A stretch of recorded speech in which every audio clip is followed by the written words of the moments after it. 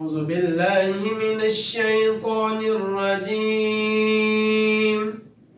بسم الله الرحمن الرحيم.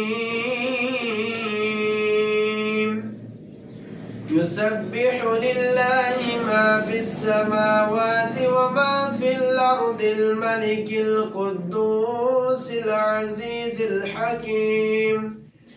هو الذي بعث في الأميين رسولا منهم يتلو عليهم آياته ويزكيهم ويعلمهم الكتاب والحكمة وإن كانوا من قبل لفي ضلال مبين. وآخرين منهم لما يلحقوا بهم وهو العزيز الحكيم. ذلك فضل الله يؤتيه من يشاء والله ذو الفضل العظيم. مثل الذين حملوا التوراة ثم لم يحملوها كمثل الحمار يحمل أسفارا. بئس مثل القوم الذين كذبوا بآيات الله والله لا يهدي القوم الظالمين. قل يا أيها الذين هادوا إن زعمتم أنكم أولياء لله من دون الناس فتمنوا